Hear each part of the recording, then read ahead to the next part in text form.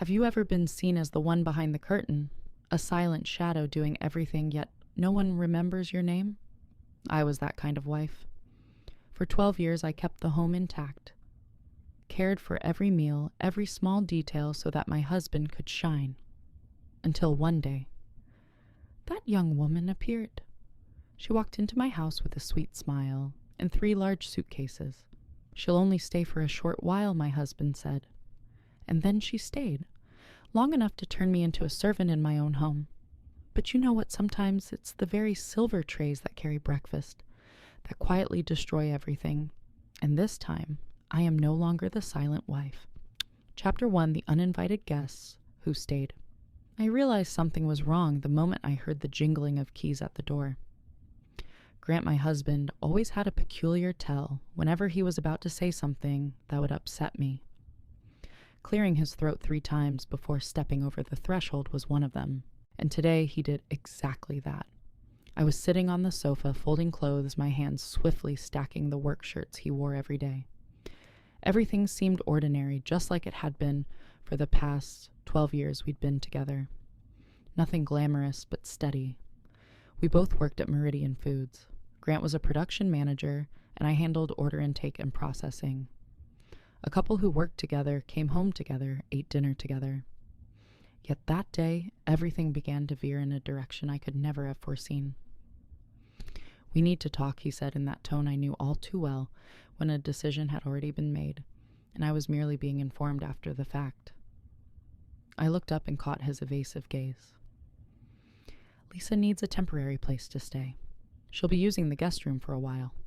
It took me a few seconds to process those words. Lisa, the young secretary who'd only been with the company for 8 months. 26, with fiery red hair, always dressed as if she had just stepped out of a corporate fashion magazine. The kind of woman anyone in the office would notice the instant she walked in. "The guest room?" I asked, trying to keep calm. "Yeah, just temporary," Grant answered lightly, as though it were nothing. "Her lease ran out, and her old place is too far. Lately, she's been staying late because of the workload." I kept folding clothes, but my hands slowed. There was something in his voice when he said Lisa's name that sent a chill down my spine. He went on about how she had reorganized the filing system on her own and discovered 3 supplier contracts nearing expiration, things Grant should have taken care of himself. "She's smart and proactive," he said, and I felt a knot tighten in my chest. "Don't you think we should discuss it before bringing someone else into our home?" I asked, keeping my tone as even as possible. Grant looked at me slightly awkward, yet tinged with irritation. "I thought you'd understand. It's just helping someone out for a few weeks." The way he said it, as though I were petty and selfish, stung. But to me, that guest room wasn't just empty space. It held cherished keepsakes, the quilt my mother had sewn the oak chest. My grandmother had left me and family photos spanning 3 generations. It was a room filled with memories. And now it would become temporary housing for a young, vibrant, and exceptional secretary. Saturday morning, Lisa arrived with 3 suitcases, a laptop bag, and a perfectly polite, grateful smile. She stood at the door of the guest room, my room, and said, "Thank you so much for letting me stay." Grant said, "You were totally fine with this." I smiled a smile so foreign it felt like it didn't belong to me. "Make yourself at home," I replied, but inside it felt as if someone had stepped onto sacred ground without asking permission. She began tidying up, moving things around, even pushing my mother's rocking chair into a corner so she could set up her little desk. I stood there watching as though witnessing a stranger invade my memories without the faintest hint of apology. That evening, I asked Grant, will Lisa be having dinner with us? We always invited guests to join meals. It was a basic courtesy I assumed everyone understood. Grant laughed. But it wasn't friendly laughter. It was a dismissive chuckle. "You should probably check her schedule first. After all, she's on a different level than you now." I froze the wooden spoon still in my hand as tomato sauce dripped onto the floor. "A different level," I repeated. "I mean, she has more responsibilities. She's more important." He backpedaled. I said nothing more, but inside something shattered and at the same time hardened. I realized, perhaps, this was no longer my home.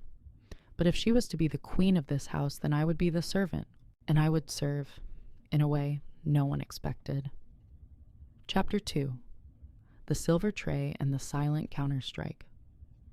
That night I lay beside Grant, eyes fixed on the ceiling, listening to the sound of his fingers swiping across his phone screen as always. I knew he was checking emails, work updates, and messages from his precious colleague, but I didn't feel hurt the way I had before. I only felt cold, a sharp, calculated kind of cold, and in that moment, I made my decision. If Lisa was now the important one in the house, then I would treat her as if she truly were a VIP. But serving didn't always mean bowing. The next morning, I woke earlier than usual. The sky was still dim. Quietly, I opened the kitchen cupboard and took out the blue and white porcelain set my grandmother had left me, the one I only used on holidays. I toasted the bread until it was perfectly golden, boiled the eggs just right, brewed coffee in the French press, exactly the way Grant liked it, and arranged everything on the silver tray, the same tray I used to watch my mother polish every weekend, as if it were a sacred symbol of devotion. I carried the tray to the guest room door, now Lisa's room, and knocked softly. "Lisa, I brought breakfast for you." She opened the door, her hair slightly tousled, but still glossy, dressed in silk pajamas straight out of a commercial. Her eyes widened at the sight of the breakfast tray. "Oh, you didn't have to. Grant said you're more important than me now." I smiled, my words light as air, so the service should match. She hesitated for a second, flustered, then quickly shifting back to her usual confident smile. "That's very thoughtful, thank you. I've got a busy day ahead." I simply nodded and walked away, leaving her standing there, holding the silver tray in a room she was never invited into. And that was how it began. On the second day, I did the same, but this time I added a touch of herbal powder into the eggs, a leftover laxative from a diet program I'd tried 2 years ago. No smell, no taste, just uncomfortable if the body wasn't prepared. She ate everything, thanked me, busy as always. At 10 a.m. that day, Grant called me. "Lisa just called in sick. Stomach problems. Can you cover for her at the office and take her calls?" "Of course," I replied, already reaching for my car keys. "Hope she feels better soon." I walked into the office, sat at Lisa's desk for the first time, and realized it was all a facade. Papers scattered everywhere, hundreds of unread emails, unpaid invoices stacked high. And yet she was praised as brilliant, organized. Meanwhile, I'd been handling operations smoothly for over a decade without anyone noticing. The longer I sat at Lisa's desk, the clearer it became. The truth didn't live on the surface. It lived in what happened when no one was looking. That afternoon, Jennifer from accounting passed by, saw me there, and exclaimed, "Finally, someone's organizing this mess." I just smiled. No words needed. Silence was always the sharpest weapon. The next day, Lisa was out again. I brought breakfast up once more, this time arranged more elaborately. Eggs cut into heart shapes, coffee dusted with cinnamon, and still that familiar touch of herbal powder. When she stepped out in her business suit, I saw her pale face, colorless lips, her slow, weary movements, but she still forced herself to act fine. Until the moment she mistakenly sent a confidential email to a rival partner, I knew then the real collapse had begun. No one imagined that the wife folding t-shirts every morning was the one shifting an entire system. But that's exactly what I was doing, and I hadn't stopped yet. Chapter 3. When everything fell apart. Thursday morning, when I knocked on her door with breakfast, Lisa opened it just a crack. Her eyes were dark-ringed, her hair tied back hastily in a loose bun. "I'm not very hungry," she said, her voice hoarse and trembling. "You need to keep up your strength." I smiled gently, setting the tray down on the table as I always did. Stress sometimes makes the body react more fiercely than we expect. Lisa stared at me for a long moment. She didn't reply, only gave a faint nod before closing the door. I returned to the kitchen and began preparing Grant's meal, simple, rushed, exactly the way he'd been treating me these past weeks. Burnt toast and lukewarm coffee. He didn't notice, or perhaps he no longer cared. But I did. I noticed everything. At the office, the air was thick with tension. Lisa still hadn't shown up, and no one bothered to hide their frustration anymore. "Has anyone seen the Morrison Industries file?" Jim from procurement shouted across the room. I looked up to see Lisa stumble in her eyes, vacant hands trembling as she rifled through the piles of papers on her desk. I'm sure I left it here." "Please find it fast," Jim snapped. "We've got a meeting with them this afternoon." I turned back to my computer, pretending to be busy, but my ears caught every sound. I'd cleaned up that mess when she was out for 2 days straight. I knew full well nothing had ever been organized properly. It was all just a facade, a glittering mask. That afternoon, she mistakenly sent a confidential pricing sheet directly to a competitor. The furious roar of the sales director echoed through the floor. "How the hell could this happen? This is an amateur mistake." I saw Grant's face drain of color in the meeting room phone, pressed to his ear as he whispered apologies, while Lisa stood off to the side, hands clenched, lips quivering. I didn't feel joy, not satisfaction, just silence. Silent as I watched the very thing that once made me feel small begin to collapse under its own weight. That evening at home, Grant kicked his shoes across the living room floor in frustration. "Lisa says she's under pressure, but I can't take it anymore. One more project screwed up and I'm done for." I quietly set the dinner table, offering no comment.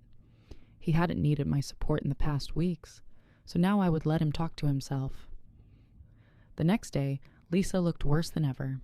No tailored business suit this time, just sweatpants and a loose t-shirt. Her eyes hollow, her face pale. She accepted the breakfast tray with trembling hands. "I think I really need to see a doctor." "Of course," I said gently. "Sometimes the body shows what the mind tries to hide." She looked at me for a long time, and for the first time I saw fear in her eyes. Not disdain, not confidence, but confusion. Monday morning I arrived at the office earlier than usual. Lisa was there too, but she was only a shadow of herself. Grant burst in, hair disheveled, tie askew, panic in his voice. "Lisa, where's the presentation file? Hartwell Industries will be here in 45 minutes. She froze, her face drained. I thought I gave it to marketing. Or maybe Jennifer has it." Grant slammed his hand down on the desk. "Jennifer handles communications, not client documents. This is the biggest contract of the quarter sitting." Not far away, I calmly closed my laptop, pulled out the neatly prepared set of documents I had printed the week before. A complete, organized, detailed copy, something I had done out of habit for years. I stood up, walked over, and said in a steady voice, "If you need it, I can help. I have a copy of everything. Just give me 15 minutes to set it up." Grant looked at me as if seeing me for the first time. Not the silent shadow in the house, not the woman who brewed his coffee every morning, but someone who could pull him back from the very pit he had dug himself into. "You have all the documents?" he asked, stunned. I nodded. He had no other choice, just like I'd had none years ago when silence and endurance were my only options. I didn't wait. I turned and walked into the conference room, immediately directing colleagues to prepare. Jennifer gathered the folders. Tom pulled the factory blueprints. Sarah handled the financial data. Within 20 minutes, the conference room shone with order and precision, every detail in place. At exactly 10 a.m., Hartwell Industries arrived. Grant led the presentation. Lisa had vanished somewhere along the way. I stood in the background quietly, as always. But this time, Margaret Hartwell, the CEO herself, turned to me. "These documents are very impressive." "Who prepared them?" Grant froze. The entire room held its breath. "She did," he said quietly. "She handles our client documentation system." Margaret smiled. "Excellent. You should take on more client-facing responsibilities. You have real capability." I only smiled back. No words were needed. After the meeting, the office buzzed with praise. The woman once dismissed as the coffee maker was now the center, the anchor, and I knew. From that moment forward, no one in that office or in my own home would ever dare underestimate me again. Chapter 4. When the betrayer lost control. After that successful presentation, I thought things might finally settle down. I didn't expect grand praise, nor did I need anyone to cheer me on. But then I realized some people simply cannot accept it when a shadow suddenly begins to shine. Lisa didn't return to work the next day. She called in sick. Her message to HR was a single line, "Health week, need more rest." And Grant, he seemed lost. His mood swung wildly one day, oddly tender the next, snapping for no reason at all. That evening over dinner, just as I set down the stew, he dropped his chopsticks.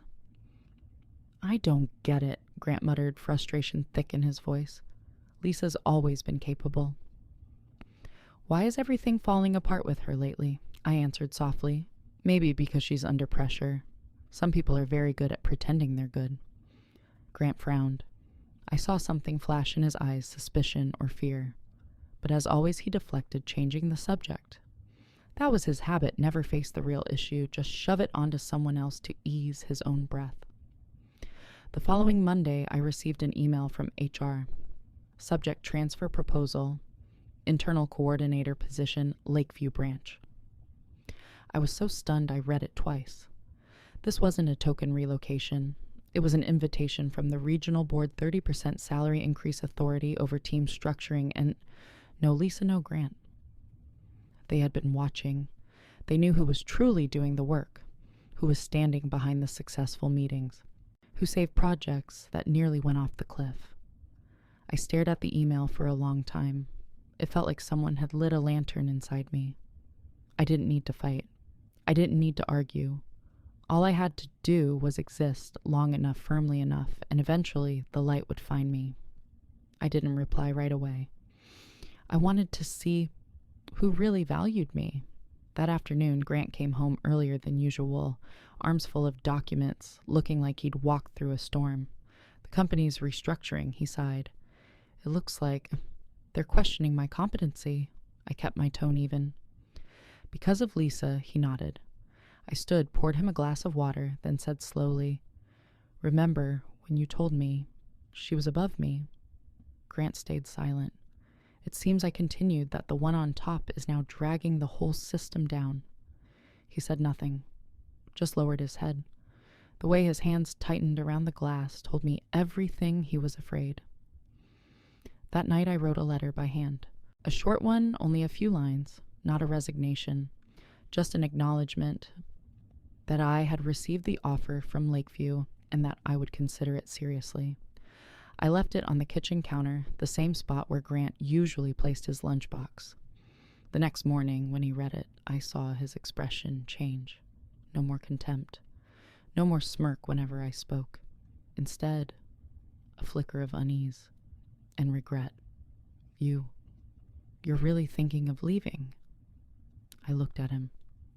For the first time in months, I looked straight into the eyes of the man I once shared a bed with. "I haven't decided yet. But if I stay, it won't be for you." He was speechless. That evening, Lisa came home with a face like ice. No greeting, no words, just the slam of her door. I still set the table for 3, but only Grant and I sat down to eat. The third chair stood empty, a silence that pressed down on us both. And I knew one by one the masks in this house were starting to fall. Bessir, Chapter 5. When the silent woman spoke, I didn't rush to answer the offer from Lakeview. I left it there hovering between us, like a reminder that my time was coming and that he was finally beginning to understand what it felt like to be ignored. The next day, Lisa requested another week off, citing serious health issues that required monitoring. And me, I kept going to the office, doing my work, and quietly handling the tasks of the one who was once above me. And then the inevitable happened. Thursday afternoon, I got a call from HR. The voice on the other end belonged to Diana Morrison, head of human resources. Her tone was gentle but firm. "Erin, do you have some time to talk about a few allegations we've received recently?" I knew immediately what it was. Lisa. She hadn't just stepped back, she was trying to drag me down with her. She claimed I had sabotaged her, that I had deliberately hidden documents caused her to fail, eroded people's trust in her, and triggered her downfall. I sat across from Diana in the stark white meeting room. I didn't shake, didn't feel fear, only a strange sense of calm. I laid out everything, every detail, in an even tone. No bitterness, no anger, just logic, clarity. I told her I hadn't sabotaged anyone. I had simply done the work that someone else had failed to do. After a while, Diana set her pen down and looked me in the eye. "We've received reports from other colleagues, many of them. They've confirmed that you've been the one handling most of the workload during Lisa's absence. Some even believe that her position should have been yours all along." I smiled. A faint, quiet smile. No need to win by shouting. No need to scream to be seen. Just do well enough and let the truth speak for itself. The next morning, I watched Grant return from a meeting with upper management. His face was ashen. He said nothing, only set his briefcase down on the table and collapsed onto the sofa. "They've put me on an official watch list," he muttered. "A formal warning for favoritism and poor management." I didn't comfort him. I didn't scold him. I simply stood there, detached like an outsider. Because the truth was, I was becoming an outsider in my own marriage. That afternoon, an internal email was sent out. Lisa Reynolds has been reassigned to the internal accounting department. She will no longer handle client or partner-related work. A sentence without the word termination, but everyone knew what it really meant. That evening, I set dinner on the table again, spaghetti Grant's old favorite, but he only ate a few bites before setting his fork down. "Erin, can we start over?" he asked quietly. I looked at him, not answering right away. Outside the window, rain began to fall. The first autumn rain, cold and cleansing, as if everything filthy was being washed away from this house. "You once said I was just the one standing behind, that she was superior to me." I spoke slowly, each word pressing into my own heart. "But now when she's collapsed, you turn back and beg me. So tell me, what am I to you really?" He had no answer. I stood up, clearing the dishes as always, but this time my hands didn't tremble. My heart didn't ache, because I knew I was about to close the old chapter and begin an entirely new life, no longer a shadow, no longer a servant in my own home. Chapter 6, the final silver tray. Sunday morning, I woke early as usual, not from insomnia, not from worry, but because today was the last day. I prepared breakfast with my familiar precision, 2 slices of dry toast without butter, 1 plain boiled egg, and a cup of black coffee, bitter as the reality Grant was about to taste. No fruit, no crystal glass, no heirloom porcelain from my grandmother, just an empty meal as hollow as the relationship between us now. I set everything on the familiar silver tray, the same tray that had carried countless breakfasts to Lisa's room, like scenes in a silent play I had performed, one act after another. But today the tray held a different prop, a crisp white envelope, thick, heavy with truth. I climbed the stairs each step, waited but steady. The bedroom door was ajar. Grant sat on the bed, leaning against the pillows, phone in hand, his face drawn like a man who hadn't slept in weeks. "Breakfast," I said softly, placing the tray across his lap. Grant looked down, puzzled. "Pretty simple today," I thought. "You'd want everything to be clear," I replied, sitting down on the chair beside the bed, the same place I once sat listening to him talk about Lisa, about work plans, about everything he never shared with me as a partner. He picked up the envelope, hands trembling. "What's this?" "Read it." I stayed silent, watching his eyes move across the page. An official confirmation from Lakeview Branch. Start date 2 weeks. A formal farewell, no shouting, no tears. but heavier than anything I had ever said before. When he finished, he looked up, his eyes wide, tinged with desperation. "Aaron, you can't be serious about this." I didn't answer. I just looked at him, deep, steady, and realized for the first time in years there was fear in his eyes. "Lisa's gone. She isn't here anymore." We can fix this," he stammered, as if there was still something worth salvaging. But I only shook my head slowly. The problem was never just Lisa. I stood walking toward the door, then turned back. "The problem is that you chose to elevate someone else by tearing me down. You brought her into our home without asking me. You laughed when she had me carry breakfast to her bedside, and you told me she was above me." My voice was no longer angry. It was calm, the calm of someone who had walked through the storm and now saw the clear sky. "I don't want to live in a house where I'm needed, but never respected." I left the silver tray on the bed and walked away. 2 weeks later, my new apartment in Lakeview welcomed me with a morning full of sunlight. No more furtive footsteps in the hallway. No more late-night phone vibrations from urgent work. Just me and myself, the woman who had once been so silent she forgot her own voice now. Beginning again. I used that same silver tray for my first breakfast in the new place, but this time not to serve anyone. I set upon it a meal I loved, a cup of chamomile tea, crisp bread, fresh fruit, and a small card I wrote for myself. "Welcome back, Aaron." I looked into the tray and saw my reflection, not a faded, submissive shadow, but a woman, whole, defined, and strong. Chapter 7. The Old Silver Tray, A New Life. It's been 6 months since I walked away from the house that once passed for a home, carrying only a few suitcases, my mother's quilts, and that silver tray. Autumn in Lakeview is quietly beautiful. The trees outside my window blaze in shades of red and orange, and somehow they make my small apartment feel warmer than any place I'd lived before. Life isn't perfect, but it's real. I wake each morning without that tightness in my throat. No need to plan someone else's breakfast, no guessing whether I should shrink or brace myself today. I've begun learning how to care for myself piece by piece, not out of duty, but as a way of restoring the self-respect that had been silently eroded for years. I still use the silver tray every Sunday morning, but now it's no longer a tool of service nor a weapon of retaliation. Now it's a symbol, a witness.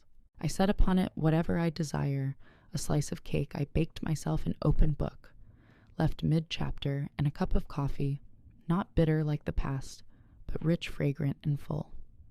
Each time I look into its shining surface, I don't just see my reflection. I see the journey from a woman belittled in her own home to a woman who stepped outside the cycle of endurance and silence. I didn't just leave my husband. I left behind the role society had cast me in: the patient wife, the dutiful employee, the easy woman. Grant called me a few times during those first months. His tone changed with every call, sometimes angry, sometimes pleading, and sometimes as if he couldn't grasp what had truly happened. Everything was fine before Lisa came, and I only answered gently, "No, everything was convenient for you, and that is not the same as fine." We finalized the divorce so smoothly that even the lawyers looked surprised. He kept the house. I kept myself, and the silver tray, always the silver tray. I didn't exact revenge with accusations or screaming matches. I didn't burn everything to the ground. I simply turned service into choice, silence into strategy. And in the end, I turned an act of breakfast, once submission, into the loudest declaration of freedom I had ever made. Now I work in the client relations department at Lakeview, where competence is valued, not ignored. Colleagues don't see me as Grant's wife or the receptionist anymore. They ask for my opinion. They listen when I speak. And most importantly, they see me. Perhaps not everyone needs a silver tray to change their life. But for me, it was the place where I set down my patience, my empathy, and finally my resolve. I was once the wife who served, then the dutiful colleague. But today I am simply myself, and that is more than enough. I still keep the silver tray tucked away in my kitchen cabinet, not to serve anyone anymore, but to remind myself sometimes the journey to becoming the strongest version of who you are begins with one breakfast of revenge. Chapter 8. The Woman Who Returned from Invisibility. 3 months after starting my new job at the Lakeview branch, I was invited to speak at a nationwide client conference. Me, the woman once dismissed as beneath her husband's secretary, now stood on stage sharing insights about internal process improvements and building trust with clients through precision and dedication. I still remember every word CEO Margaret Hartwell asked me that day. Why aren't you in a higher position? This time I no longer dodged the question. I finally had an answer. Because I once believed silence was noble, that if I just stayed devoted, eventually someone would notice my worth. But now I know devotion that isn't seen sometimes is just erasure. One late afternoon, after a meeting, a package arrived at the office, no sender's name. Inside was a short handwritten note in Grant's handwriting. I see you now. I wish I had seen you sooner. Gee, I didn't reply. Not out of anger, but because I was no longer the woman who waited to be seen. I had lit my own lamp. That evening I prepared dinner as usual. And once again I set everything on my grandmother's silver tray. I lifted my teacup and looked at my reflection, not resigned, not waiting for anyone else's validation. Every morning I still make breakfast. The only difference is, now I serve the one most deserving myself. Chapter 9, The Price of Awakening. I moved to Denver in the middle of autumn. The new city felt like a fresh breeze, sweeping through the life that had been frozen in numbness for so many years. The small apartment I rented sat on the 6th floor, its windows facing the mountains, where every dawn I could watch sunlight spilling across snow-capped peaks. No sound of Grant's footsteps, no slamming of Lisa's door, only me, the whistle of the kettle, and the quiet I once mistook for loneliness, but which I now understood was freedom. The new job was far from easy, but every meeting invitation, every time a colleague asked for my input, I felt myself being chosen, not merely endured. I remember clearly the first time my new boss, standing in the middle of a meeting, turned to me and said, "Erin, your solution is both sound and timely. I'd like you to lead the process improvement team next quarter." I smiled. But inside I wept. Wept because someone saw me. Not because I was someone's wife. Not because I cooked well or folded shirts neatly. But because I was worthy. One day while arranging documents, I caught sight of my grandmother's silver tray resting on the kitchen shelf. Still polished, still reflective, but this time it did not mirror a quiet woman serving others. It reflected a woman who had restored herself. That evening I received an unfamiliar call. It was Grant. For a moment I almost forgot that his voice had once been the rhythm of my nights. He asked if I was well. Said the old office was in chaos without a steady hand, that he still kept the shirt I used to press for him each morning. I listened, but I did not respond to those things, because I knew with certainty I was not the person meant to fix someone else's life. I only had the strength left to rebuild my own, and this time it would hold no painful silences, no mocking laughter at my expense, no one ranking me beneath a secretary in my own home. The day I placed that last breakfast on the silver tray was not the day something ended. It was the day I began learning to serve myself fully and without apology.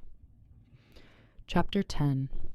The silver tray and a new door 6 months after I left the final divorce papers arrived. No tears, no theatrics, no one begging the other to come back. Just numbers dividing assets and a signature. 12 years of marriage reduced to 4 printed pages. I thought I would crumble when I saw them. But instead, I brewed a cup of tea, sat by the window, and let the morning sunlight filter through the thin curtains, warming my face like a quiet blessing. I had lived too long in the shadow of a man who never recognized my light. I once believed that if I just tried harder, softened, more served, more faithfully, he would finally see me. But light was never meant to be hidden in darkness. I still keep my grandmother's silver tray. Every Sunday, I make breakfast for myself with all the love I once poured into meals for others. Golden toast, soft eggs, ripe strawberries arranged like petals, no additives hidden in the eggs, no forced smile on my lips, only me honest free and no longer needing permission to live by my own worth. Sometimes I think of Lisa. I don't hate her. She was only a mirror reflecting what Grant truly thought of women. Like me, valuable only when serving, only when standing behind someone else's shine. But it was Lisa's presence that taught me the most important lesson: women were not born to stand behind men. We were born to stand beside them or ahead if we must. Now I have colleagues who respect my opinions, clients who call to ask for me by name, not my husband's. A future I write myself line by line, choice by choice, opportunity by opportunity, no longer slipping through my fingers. Grant once asked me in a late-night call, "How could you walk away so easily?" And I answer softly, "It wasn't easy at all. I've just been used to doing everything alone. This time I chose to do it for myself, not to keep someone, not to earn praise. And that's why I'll never look back." I hung up, closed the old chapter, and stepped through a new door. I once thought I would shatter if I left him, but the truth is, I only shattered by staying. Sometimes the most powerful weapon isn't shouting or tears, but calm. I didn't strike back with bitter words. I didn't need to scream or fight. I simply set the breakfast table in silence, and then cleared my life away from a place that no longer deserved me. Because women were not born to serve. We were born to choose, and sometimes the strongest choice is walking away from where love no longer lives.